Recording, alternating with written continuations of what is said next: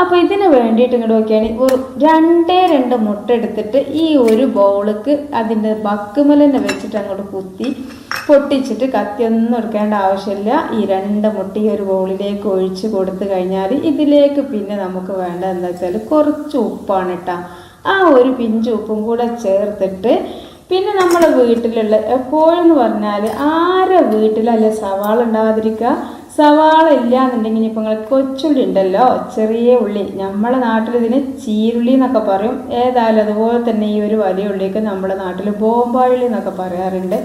അതൊക്കെ അവിടെ നിൽക്കട്ടെ. വെറും 2 ബോംബായിലും കൂടെ ചെറുതായിട്ടൊന്ന് കട്ട് ചെയ്തിട്ട് അതിന്നൊരു 2-3 ടേബിൾ സ്പൂണോളം ബോംബായിള്ളി എടുത്തിട്ട് ഇതിലേക്ക് ഇട്ട് കൊടുത്തിട്ട് പിന്നെ ഇതാ കുറച്ച് പച്ചമുളക്, അത്യാവശ്യം എരിവുള്ള 2 പച്ചമുളകോ 3 പച്ചമുളകോ ചെറുതായിട്ട് കട്ട് ചെയ്തും കൂടെ ഇതിലേക്ക് ഇട്ട് കൊടുത്തിട്ട് പിന്നെ നമുക്കിതിലേക്ക് വേണ്ടത് ഇതാ മല്ലിച്ചപ്പാണ്. മല്ലിച്ചലപ്പം എല്ലാവരുടെ അടുത്തും ഉണ്ടാകുന്നൊന്നുമില്ല, ഇല്ലെങ്കിൽ അങ്ങോട്ട് ഒഴിവാക്കിക്കോളി മക്കളെ. എന്നാലും നമുക്കിതിലേക്ക് ചേർക്കുന്ന സാധനങ്ങളും ഇതുണ്ടാക്കുന്ന എളുപ്പമൊക്കെ കണ്ടു കഴിഞ്ഞാൽ ആരും ഇത് ഒഴിവാക്കൂലട്ടാ. പിന്നെ ഇതിൽ എണ്ണൻ്റെ ഒരു പരിപാടിയില്ല, ഒരു തുള്ളി എണ്ണ പോലും ഇതിൽ ചേർക്കുന്നില്ല. എന്നാൽ എണ്ണയിൽ മുക്കി പൊരിച്ചിട്ട് ഉണ്ടാക്കുന്നതിനേക്കാളും 10 മടങ്ങ് ടേസ്റ്റിലാണ് ഇത് ഉണ്ടാക്കുന്നത്. അപ്പോൾ ഏതായാലും ഈ ഒരു മുട്ടയും മുട്ടൻ്റെ എഗ്ഗും വൈറ്റും പിന്നെ ഉപ്പും എല്ലാം കൂടി നല്ലോണം മിക്സ് ചെയ്യാൻ വേണ്ടിയിട്ട് ഇതുപോലൊരു സ്പൂൺ വെച്ചിട്ടോ എന്തെങ്കിലും വെച്ചിട്ട് നല്ലോണം മിക്സ് ചെയ്തെടുത്തോളിട്ടാ. പിന്നെ നമുക്കിതൊരു ഇത്തിരി കളർ കുറവാണ്, കോഴിമുട്ടൻ്റെ കുഞ്ചിക്ക് കുറച്ചൊരു കളർ കുറവുണ്ട്. അതിൻ്റെ പേരിൽ ഒരു പിഞ്ച് മഞ്ഞൾപ്പൊടി ലേശം വെള്ളം ഒഴിച്ചിട്ട് നല്ലോണം മിക്സ് ചെയ്തിട്ട് ഇതിലേക്ക് ഒഴിച്ചു കൊടുക്കണം കേട്ടോ. വേണമെങ്കിൽ നിങ്ങൾക്ക് ഇതിലേക്ക് ഫുഡ് കളർ ചേർക്കാം. പിന്നെ നമ്മൾ ഫുഡ് കളറൊക്കെ ചേർത്ത് കഴിഞ്ഞാൽ അത് കുട്ടികൾക്കൊക്കെ ആവുമ്പോൾ അത് ഒരുപാട് കേടാണ്. അപ്പോൾ എന്ത് ചെയ്യുക, ഇതുപോലെ നല്ല നാച്ചുറൽ ആയിട്ടുള്ള മഞ്ഞൾപ്പൊടി തന്നെ എടുത്തോളി. ലേശം മഞ്ഞൾപ്പൊടി ഇതാ ലേശം വെള്ളം കൂടി ഒഴിച്ചിട്ട് ഇതിലേക്ക് ഒന്ന് ഒഴിച്ചിട്ട് മിക്സ് ചെയ്താൽ നമുക്കിതിന് കളർ കിട്ടുക മാത്രമല്ല ഇതിൻ്റെ ആ ഒരു വൈറ്റ് ഉണ്ടല്ലോ, മുട്ടൻ്റെ വൈറ്റ് വെള്ള കളർ കുറച്ച് പണിയാണില്ലേ ഒന്ന് മിക്സായി കിട്ടാൻ വേണ്ടിയിട്ട്. അതുപോലെ തന്നെ ഉപ്പ് ഒക്കെ മിക്സ് ആവാൻ വേണ്ടിയിട്ട് കൂടുതൽ ഹെൽപ്പ് ചെയ്യും ഈ ഒരു മഞ്ഞൾപ്പൊടി വെള്ളം ചേർത്തിട്ട് ഇതിലേക്ക് ഒഴിച്ചാൽ. എന്നിട്ട് ഇതാ നല്ലപോലെ ഒന്ന് മിക്സ് ചെയ്തെടുക്കുക. അപ്പോൾ നമ്മുടെ ഈ ഒരു മിക്സ് ഇവിടെ റെഡി ആയിട്ടുണ്ട്. നിങ്ങൾക്ക് വേണമെന്നുണ്ടെങ്കിൽ 2 മുട്ടനേക്കാളും കൂടുതൽ നിങ്ങളെ വീട്ടിൽ കുറേ ആളൊക്കെ ഉണ്ടെങ്കിൽ മുട്ടൻ്റെ അളവൊക്കെ കൂട്ടിക്കോളി കേട്ടോ. വെറും 2 മുട്ട വെച്ചിട്ട് ചെയ്താലും നമുക്ക് രാവിലെ ഒരു 3-4 പേരൊക്കെ ഉള്ള വീട്ടിൽ ഇത് കഴിക്കാൻ വേണ്ടിയിട്ടുണ്ടാവും. പിന്നെ ഇതാ നമുക്ക് പിന്നെ അടുത്തതായിട്ട് വേണ്ടത് ഇതാ നിങ്ങൾ കാണുന്നുണ്ടോ, ഫസ്റ്റായിട്ട് ഇടുന്നത് മൈദപ്പൊടിയാണ്. മൈദപ്പൊടി 1 കപ്പ് ഇട്ട് കൊടുത്തതിന് ശേഷം ഞാനിപ്പോൾ പൊന്തിച്ച് ഈ ഒരു പാത്രമൊക്കെ പൊന്തിച്ച് നിങ്ങൾക്ക് കാണിച്ചെന്ന് ഗോതമ്പ് പൊടിയാണ് കേട്ടോ. അപ്പോൾ 2 കളറായിട്ട് നിങ്ങൾക്ക് മനസ്സിലാവും. പിന്നെ ഗോതമ്പ് പൊടി നല്ലോണം ഗോതമ്പ് വീട്ടിൽ തന്നെ കഴുകി ഉണക്കി പൊടിച്ച പൊടിയാണ് കേട്ടോ, നല്ല ഫ്രഷ് പൊടി തന്നെയാണ്. അപ്പോൾ മൈദപ്പൊടിയും ഗോതമ്പ് പൊടിയും തന്നെ വേണമെന്നൊന്നുമില്ല, എന്താണോ നിങ്ങളെ വീട്ടിലുള്ളതെന്ന് വെച്ചാൽ അത് എടുത്തോളൂ.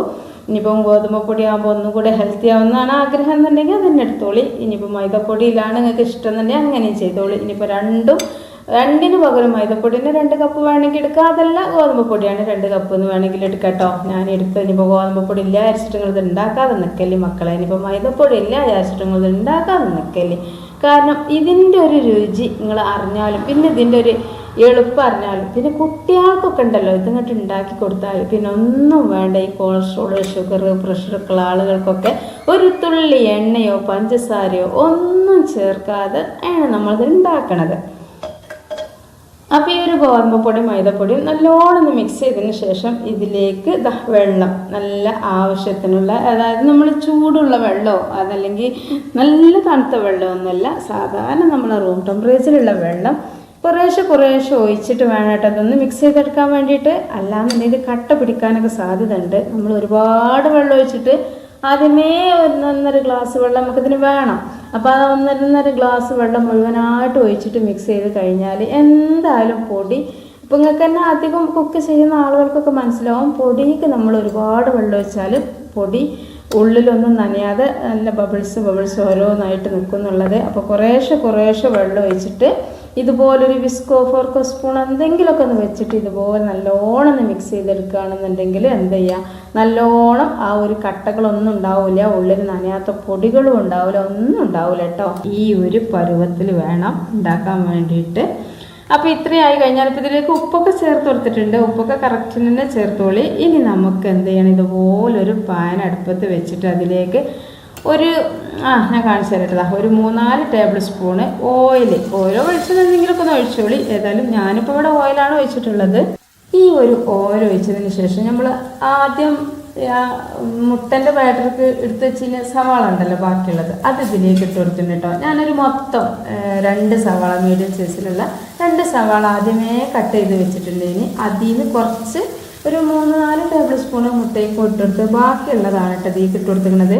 ഈ ഒരു സവാള നമുക്ക് ഒരുപാട് അങ്ങോട്ട് നല്ലോണം സോഫ്റ്റ് ആവാനൊന്നും നിൽക്കേണ്ട ആവശ്യമില്ല. ഈ ഒരു സവാള കുറച്ച് സമയം ഇതിൽ വെച്ചിട്ട് പിന്നെ നമുക്ക് ഇതിലേക്ക് ഇട്ട് കൊടുക്കേണ്ടതെന്ന് വെച്ചാൽ പച്ചമുളക് ഉണ്ടല്ലോ, ഒരു 4 പച്ചമുളക് കേട്ടോ ആദ്യം ഞാൻ കട്ട് ചെയ്തത്.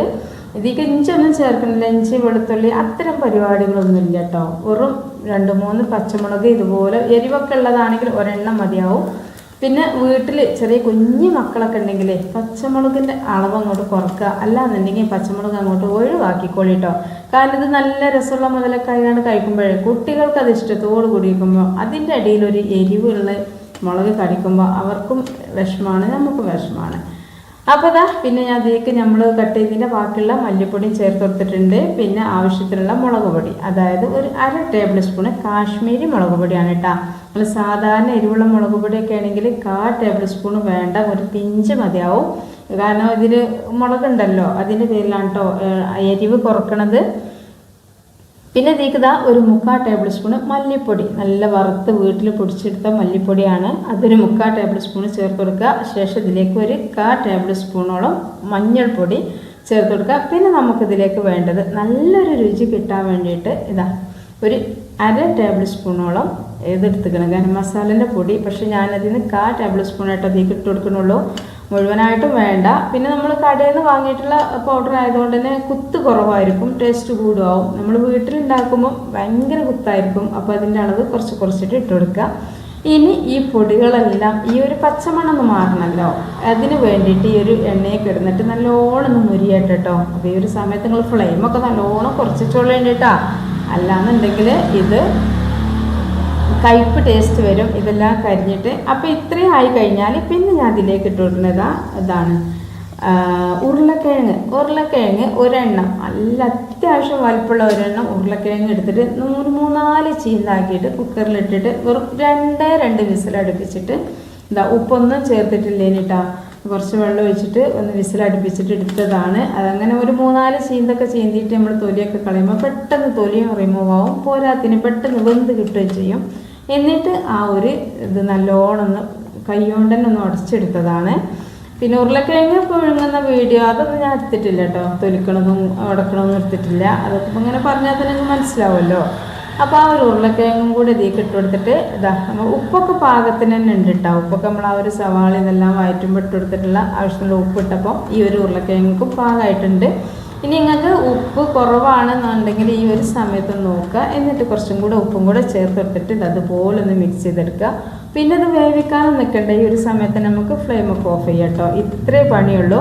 ഇനി നമുക്കിത് എങ്ങനെയാണ് സെറ്റാക്കുന്നത് നോക്കാം. അപ്പോൾ ഈ ഉരുളക്കിഴങ്ങൊക്കെ കുറച്ച് കൂടുതൽ തന്നെ ഉണ്ടായാൽ എന്താ അറിയോ, കുട്ടികൾക്കൊക്കെ ഈ ഒരു ഹെൽത്തി ആയിട്ടുള്ള രാവിലത്തെ ബ്രേക്ക്ഫാസ്റ്റ് നമുക്ക് കൊടുക്കാൻ കഴിയും. അപ്പോൾ ഇത്രയും മതി. അപ്പോൾ ഇതിൻ്റെ പച്ചമുളകൊക്കെ മാറലും എല്ലാം കഴിയുമ്പോൾ നല്ലൊരു അടിപൊളി സ്മെല്ലുണ്ട് കേട്ടോ. നമ്മൾ മസാല ദോശയൊക്കെ കഴിക്കുമ്പോൾ ഉണ്ടാകുന്ന ആ ഒരു സ്മെല്ലുണ്ട്. നമ്മൾ ഹോട്ടലിൽ നിന്നൊക്കെ വാങ്ങുന്ന പോലെയല്ല, നമ്മൾ വീട്ടിലാകുമ്പോൾ നമ്മളെല്ലാം ഒരുപാട് ചേർത്തിട്ട് ചെയ്യുമ്പോൾ ഒന്നും കൂടെ ഹെൽത്തി ആയിട്ട് വരുമല്ലോ. ഇനി നമുക്കിതാ ആ ഒരു ബാറ്റർ വെച്ചിട്ട് ഇതുപോലൊരു ദോശ ചുറ്റിച്ചെടുക്കണം കേട്ടോ. ആ ഗോതമ്പപ്പൊടിയും മൈദപ്പൊടിയൊക്കെ വെച്ചിട്ടുള്ള. പിന്നെ ഈ നോൺ സ്റ്റിക്കിൻ്റെ പാത്രത്തിലായുള്ള ഗുണം എന്താണെന്നറിയോ, ഒരു തുള്ളി എണ്ണ തീക്ക് പുരട്ടേണ്ട ആവശ്യമില്ല. അപ്പോൾ എണ്ണ കഴിക്കാൻ പറ്റാത്ത ആളുകളും പിന്നെ രാവിലെ ഉണ്ടല്ലോ ഈ എണ്ണക്കടി, അതൊരു സുഖമുള്ള പരിപാടിയല്ലല്ലോ.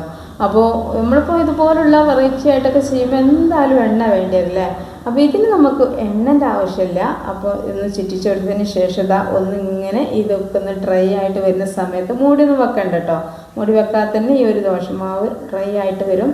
ആ ഒരു സമയത്ത് നമ്മൾ ആ ഒരു മുട്ടൻ്റെ ബാറ്റർ ഉണ്ടല്ലോ, അതിൽ നിന്ന് ഒരു 2-3 ടേബിൾ സ്പൂണ് മുട്ട ഒഴിച്ചിട്ട് ഇതുപോലെ ഒന്ന് ഇങ്ങനെ ഒന്ന് എല്ലായിടത്തും ഒന്ന് നീക്കി കൊടുക്കുക. അങ്ങനെ പുറത്തേക്ക് ചാടുന്ന രീതിയിലാക്കണ്ട, കുറച്ച് ശ്രദ്ധിച്ച് ഇങ്ങനെ ഒന്നിങ്ങനെ പ്രസ് ചെയ്ത് കൊടുക്കുക കേട്ടോ, എല്ലായിടത്തേക്കും ഒന്ന് ആക്കി കൊടുക്കുക. അതിനുശേഷം ഇതുപോലെ ഒരു ചട്ടക്കം വെച്ചിട്ട് ഇങ്ങനെ ഒന്ന് മറിച്ചിട്ട് കൊടുക്കുക. അങ്ങനെ മറിച്ചിട്ടിട്ട് ഈ ഒരു സമയത്ത് നിങ്ങൾ തീയൊക്കെ കുറച്ചിട്ട് തന്നെ വെക്കണം കേട്ടോ. കാരണം സൈഡിലേക്ക് ഇപ്പം കോഴിമുട്ടയാണ് ചെന്നുകണത്. കോഴിമുട്ടക്ക് തീ കൂടി കഴിഞ്ഞാൽ പെട്ടെന്ന് കരിയാൻ സാധ്യത ഉണ്ട്. അതിൻ്റെ പേരിൽ തീ നല്ലോണം ഒന്ന് കുറച്ചിട്ട് ചെയ്തോളി.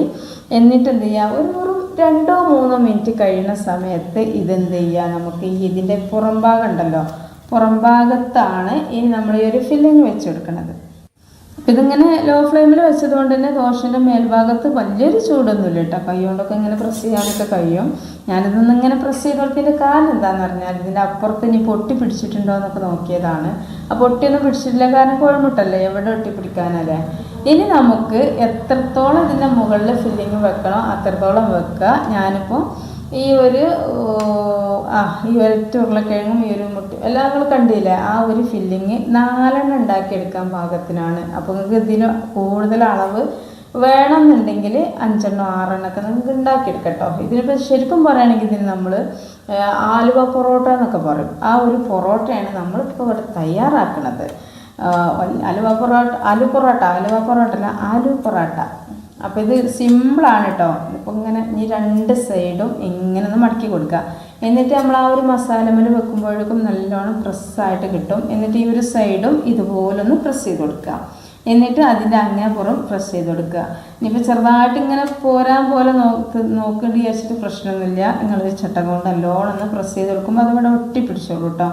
ഇത്രയും പണിയുള്ളൂ. ഇതിൻ്റെ പണി ഇവിടെ കഴിഞ്ഞിട്ടുണ്ട്. ഇത്ര പണിയുള്ളൂ എന്ന് വെച്ചാൽ എത്ര പണിയുള്ളൂ. ഞാനിപ്പോൾ ഇത് വീഡിയോയിൽ പറഞ്ഞിട്ടും ചെയ്യുമ്പോഴൊക്കെയാണ് നിങ്ങൾക്ക് കുറച്ച് പ്രയാസം ഉണ്ടോ തോന്നുന്നത്. പക്ഷെ ഒന്നുമില്ല. നമുക്ക് എന്താ അറിയോ, ഒരു 2 സവാള കട്ട് ചെയ്യുക, ഉള്ളി, അതുപോലെ തന്നെ പച്ചമുളക്, മല്ലിച്ചപ്പ് കട്ടിങ് കഴിഞ്ഞു. പിന്നെ നിങ്ങൾക്ക് വേണമെങ്കിൽ ഇതിലേക്ക് ക്യാരറ്റ് ചേർക്കാം, പയർ, കാബേജ് ഒക്കെ ചേർക്കട്ടോ. വെജിറ്റബിൾസ് കൂടുതൽ കഴിക്കണം മക്കളെന്നൊക്കെ ആഗ്രഹിക്കുന്ന ആളുകളുണ്ടെങ്കിൽ ഇതിലേക്ക് കൂടുതൽ വെജിറ്റബിൾസ് ചേർത്തിട്ട് ഈ ഒരു ഫില്ലിങ് തയ്യാറാക്കിയെടുക്കുക.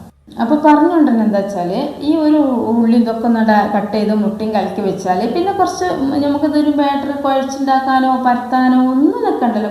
പരത്തിയോ ഒന്നും വേണ്ട. വെറും ഒരു മാവ് കലക്കി ഉണ്ടാക്കുന്ന പണിയുള്ളൂ. പിന്നെ ഇതുപോലെ ഒന്ന് ദോശ ചുറ്റിച്ചെടുത്തിട്ട് ഫില്ലിങ് അതി വെച്ചിട്ടൊന്ന് അങ്ങോട്ടും ഇങ്ങോട്ടും ആക്കുക. മുട്ടത്തിൻ്റെ മുകളിലൊന്ന് സ്പ്രെഡ് ചെയ്യുക. അത്ര പണിയുള്ളൂ കേട്ടോ. എന്നാൽ മക്കളെ അത് കഴിക്കണ കാര്യങ്ങളോട് പറയണ ആ ഒരു കോഴിമുട്ടൻ്റെ ആ ഒരു ബാറ്ററിൻ്റെ ടേസ്റ്റും കോഴിമുട്ട ഉള്ളിയും ഇതെല്ലാം. അപ്പോൾ ഒരു ഓംലെറ്റിൻ്റെ ടേസ്റ്റ് നമുക്ക് ഈ ഒരു പലഹാരത്തിന്, അതായത് നമ്മൾ ഈ ഒരു ചായക്കടിക്ക് കിട്ടുന്നുണ്ട് ഒരു ഓംലെറ്റിൻ്റെ ടേസ്റ്റ്. എന്നാലും ഇതിൻ്റെ ഉള്ളിക്കാണ്ട് ടേസ്റ്റ് എത്തുമ്പോഴോ നമുക്കൊരു മസാല ദോശൻ്റെ ടേസ്റ്റും കിട്ടുന്നുണ്ട്. ആർക്കും ഇഷ്ടപ്പെടും ആ ഒരു മുട്ടൻ്റെ ടേസ്റ്റ്, ഓംലെറ്റിൻ്റെ ടേസ്റ്റും, അതുപോലെ തന്നെ മസാല ദോശൻ്റെ ടേസ്റ്റും. പിന്നെ ഒരു തുള്ളി എണ്ണ ഏലത്ത് പോലും പോയിട്ടില്ല മക്കളെ. എണ്ണയിൽ പൊരിച്ചാലും കൂടി, എണ്ണയിൽ മുക്കി പൊരിച്ചാലും കൂടി ഇതുപോലെ ഇത്രയും ടേസ്റ്റ് ഉണ്ടാവില്ല കേട്ടോ. പിന്നെ നമ്മൾ വീഡിയോ നിങ്ങൾക്ക് താഴെ ലൈക്ക് ചെയ്യാൻ മറന്നുകണമെങ്കിൽ ഈ ഒരു സമയത്ത് ലൈക്കൊക്കെ ചെയ്തോളി. പിന്നെ ചാനൽ സബ്സ്ക്രൈബ് ചെയ്യാതെ കാണുന്ന ഒരുപാട് കൂട്ടുകാരുണ്ടാവും. അവരൊക്കെ ഈ ഒരു സമയത്ത് ഒന്ന് നമ്മുടെ ഈ ഒരു ചാനലൊക്കെ ഒന്ന് സബ്സ്ക്രൈബ് ചെയ്തിട്ട് സപ്പോർട്ട് ചെയ്യാം. ഇത്രയേ ഉള്ളൂ കേട്ടോ നമ്മൾ ഇന്നത്തെ വീഡിയോ. ഇൻഷാ അല്ലാഹ് നാളെ ഇതേ സമയം ഇതിനേക്കാളും നല്ലൊരു അടിപൊളി വീഡിയോ ആയിട്ട് നിങ്ങളെ മുന്നിലേക്ക് എത്തിക്കാം. അപ്പോൾ അതുപോലെ തന്നെ ഇതിനെക്കുറിച്ചുള്ള അഭിപ്രായങ്ങൾ നിങ്ങൾ മറക്കാതെ ഒന്ന് കമൻറ്റ് ബോക്സിൽ അഭിപ്രായം കമൻറ്റ് ചെയ്യണം കേട്ടോ. നിങ്ങൾക്ക് എന്താണോ പറയാൻ ആഗ്രഹം എന്ന് വെച്ചാൽ നിങ്ങൾ ഇതുപോലുള്ള ഇത് ഉണ്ടാക്കി നോക്കിയിട്ടുണ്ടെങ്കിൽ അതുപോലെ തന്നെ ഇത് ഉണ്ടാക്കിയിട്ട് നിങ്ങൾക്ക് എത്രത്തോളം ടേസ്റ്റ് ഉണ്ടായിട്ടുണ്ട് എന്നൊക്കെ ഒന്ന് കമൻറ്റ് ചെയ്യാം.